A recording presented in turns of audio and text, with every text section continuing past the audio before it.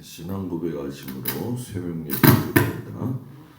전능하사 천지를 만드신 하나님 아버지를 내가 믿사오며 그 외아들 우리 주 예수 그리스도를 믿사오니 이는 성령으로 잉태하사 동정녀 마리아에게 나시고 본디오 빌라도에게 고난을 받으사 십자가에 못 박혀 죽으시고 장사한 지 사흘 만에 죽은 자 가운데서 다시 살아나시며 하늘에 오르사 전능하신 하나님 우편에 앉아 계시다가 저리로서 산 자와 죽은 자를 심판하러 오시리라. 성령을 믿사오며 거룩한 공예와 성도가 서로교통하는 것과 죄를 사하여 주시는 것과 몸이 다히 사는 것과 영원히 사는 것을 믿사옵나이다. 아멘. 549장 찬양합니다.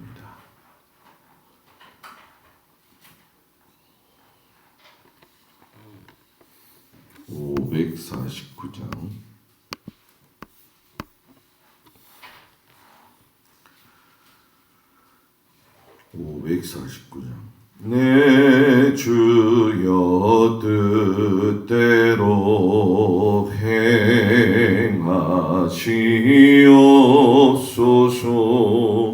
온 몸과 영혼을 다 주께 드리니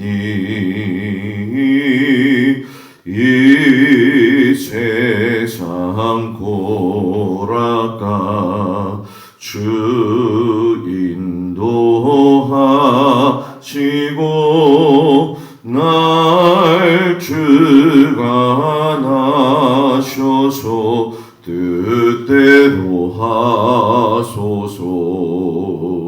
내 주여 뜻대로 행하시옵소서. 큰 근심 중에도 낙심케 마소서.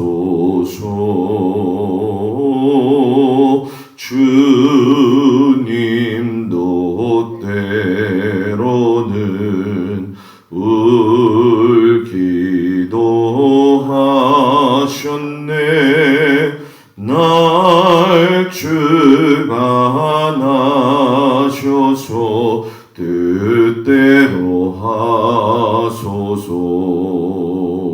내 주여 뜻대로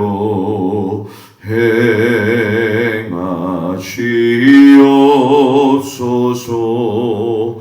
내 모든 일들을 다 주께 맡기고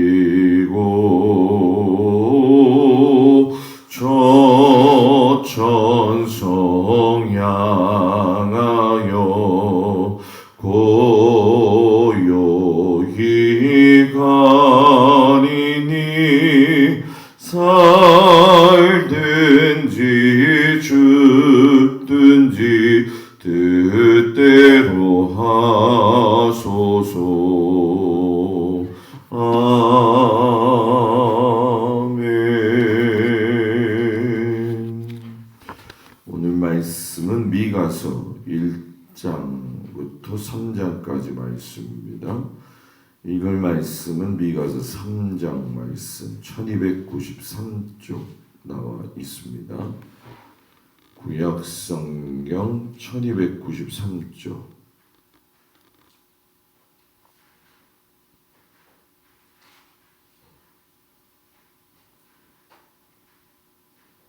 미가서 3장 말씀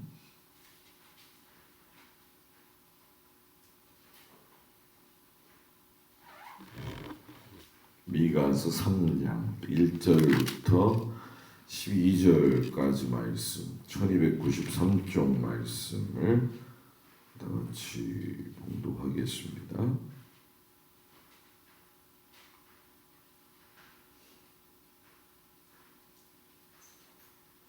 1293쪽.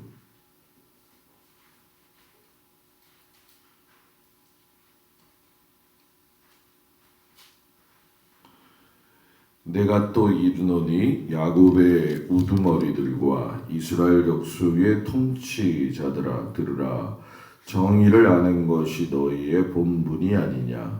너희가 선을 미워하고 악을 기뻐하여 내 백성의 가죽을 벗기고 그 뼈에서 살을 뜯어 그들의 살을 먹으며 그 가죽을 벗기며 그 뼈를 꺾어 다지기를 냄비와 속 가운데 담을 고기처럼 하는도다.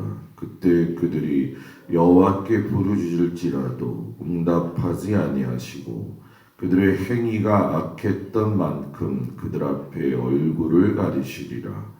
내 백성을 유혹하는 선지자들은 이에 물 것이 있으면 평강을 외치나 그 입에 무엇을 채워주지 아니하는 자에게는 전쟁을 준비하는도다. 이런 선지자에 대하여 여호와께서 이르시되 그러므로 너희가 밤을 만나리니 이상을 보지 못할 것이요 어둠을 만나리니 점치지 못하리라 하셨나니 이 선지자 위에는 해가 져서 낮이 캄캄할 것이라.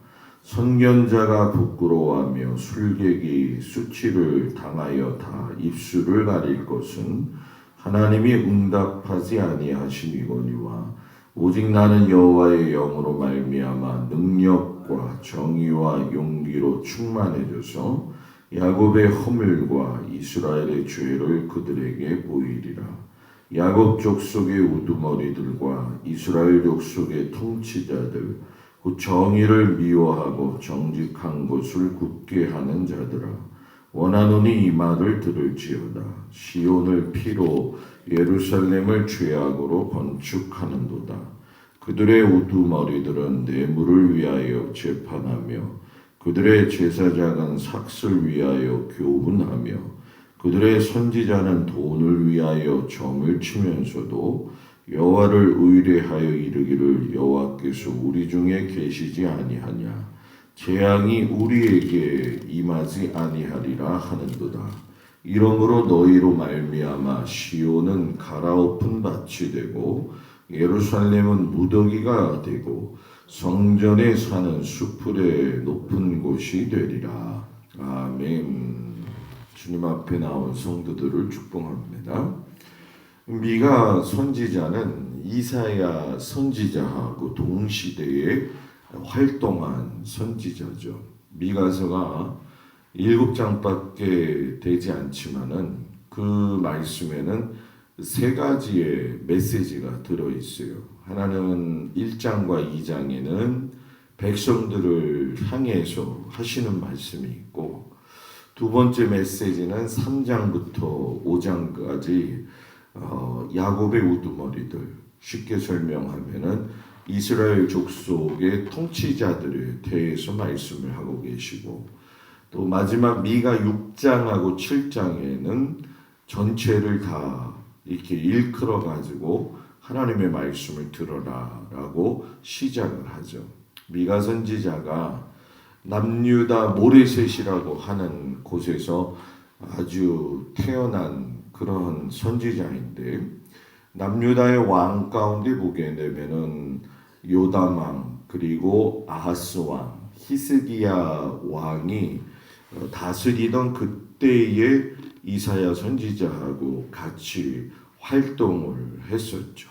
이사야 선지자는 우리가 그동안 말씀을 읽어보셔서 아시겠지만은 바벨론 앞에 멸망하는 그 남유다의 국제적인 정세 또 정치적인 면에서 하나님의 말씀을 전했다고 한다면은 미가 선지자는 남유다의 주로 가난한 사람들을 억압하고 힘들게 했었던 지도자들을 향해 가지고 비판하고 예언하는 그러한 말씀을 하셨죠. 동시에 사마리아와 더불어서 예루살렘의 그 우상들에 대한 지적을 계속 하셨어요.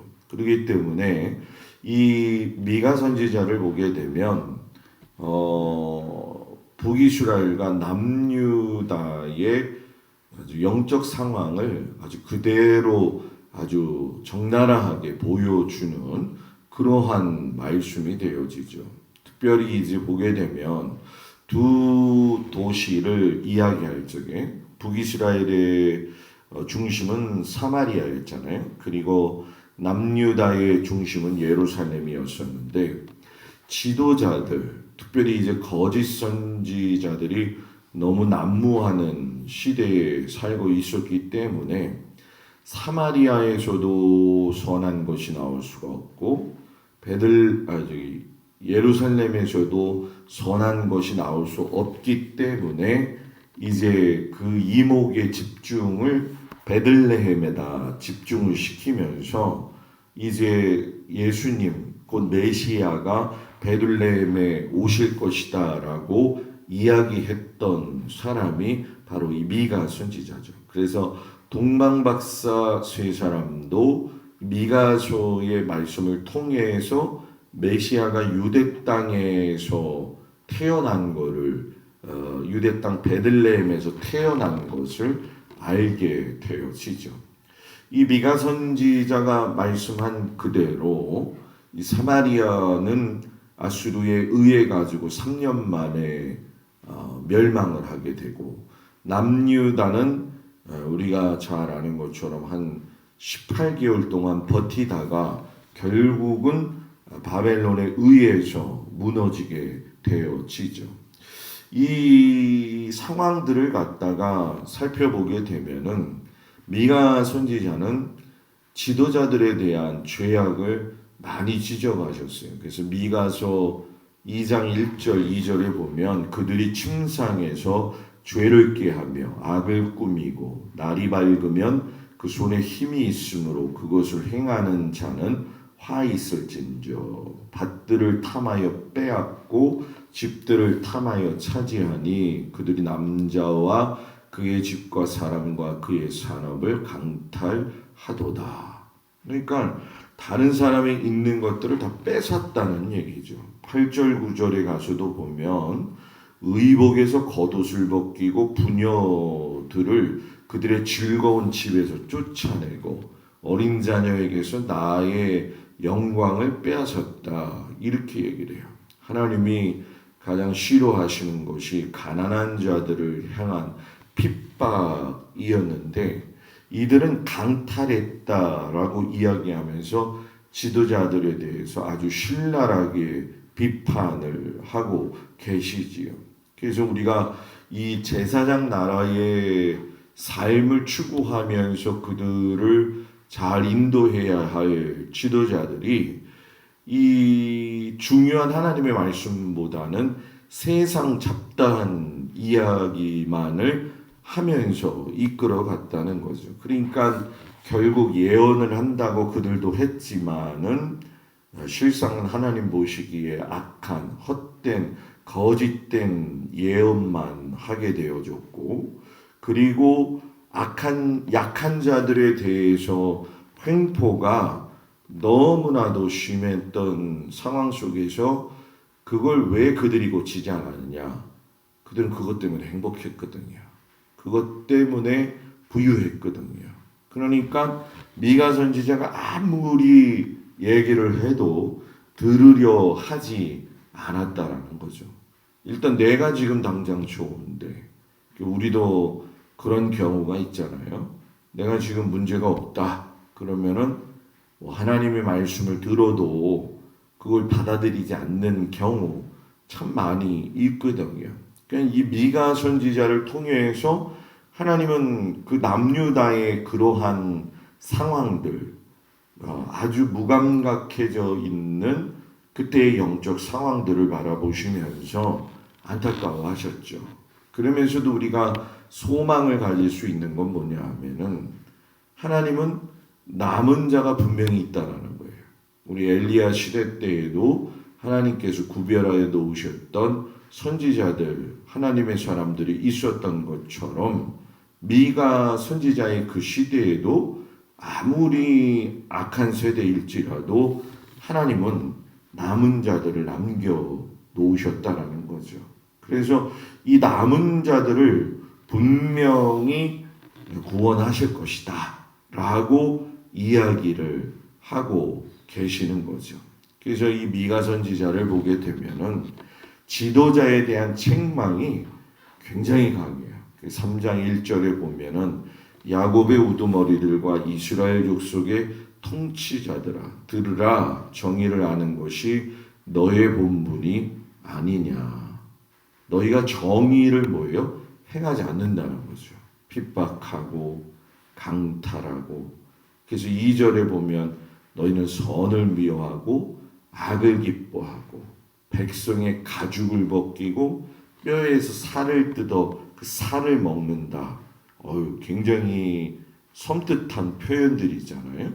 그러니까 이 정도로 사람들을 괴롭혔다고 생각해 보세요. 괴롭힘을 당한 입장에서도 한번 생각해 볼 필요가 있지요. 그죠? 그러면 그런 상황 속에서 하나님이 그걸 어떻게 보셨겠느냐는 거예요. 우리도 이렇게 살면서 참 사람이 다른 사람한테 이렇게 악한 행동을 하는 거 보면 아유, 저 사람 저러면 안 되지. 저 사람 참 지독하다. 참 하나님 기뻐하시지 않는데 이런 말 할 때 있잖아요. 그죠? 그걸 하나님이 직접 보셨다고 생각해 보자는 거죠. 그러면 하나님의 그 마음이 얼마나 극도로 화가 나셨는지를 알 수 있겠죠. 그래서 이 모든 게 다 그렇지만은 하나님이 보실 때에 아름답지 못한 것들은 하지 않는 게 좋은 거죠. 왜? 사람이 보아도 아닌 거다라고 생각했을 때에 하나님의 입장에서도 마찬가지라는 거죠. 물론 이런 지도자나 백성의 관계 속에서 복잡 미묘한 것들은 있겠죠.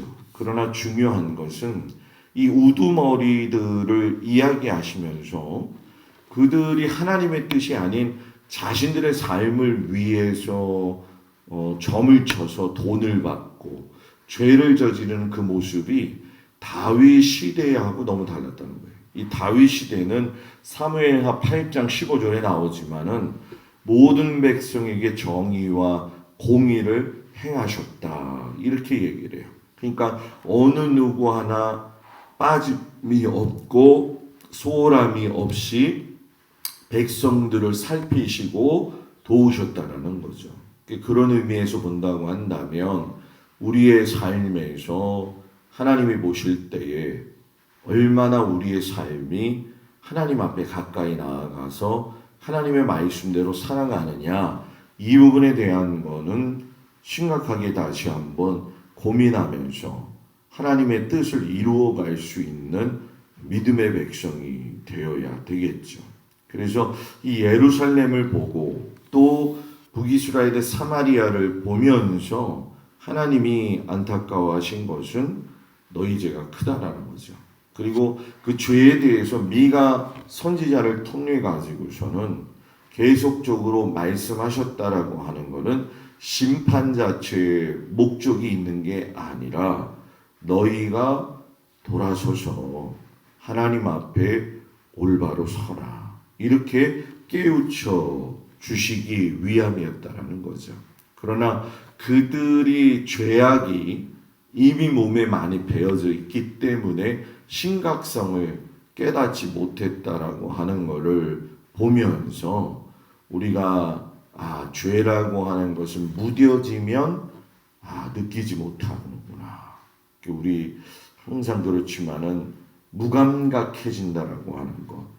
오늘날 이 시대의 육적인 무감각보다 더 심각한 것이 영적인 무감각이잖아요. 우리 모든 권사님들 삶에서 한번 이 시대에 내가 얼마나 하나님 앞에 영적인 감각을 가지고 살아가고 있느냐, 깨어서 내가 기도하고 있느냐, 이 부분을 놓고 하나님 앞에 기도하면서 미가 선지자를 통해서 하나님의 심정을 읽고 하나님의 말씀에 귀를 기울일 수 있는 우리 귀한 믿음의 성도님들 되기를 주의 이름으로 축복을 드립니다.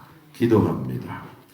하나님이 보실 때에 죄가 너무나 만연해서 그들의 악을 지적하시지만 그들로 하여금 깨닫게 하시고 돌아오게 하시기 위한 하나님의 뜻을 또한 말씀 속에서 발견하게 되어집니다.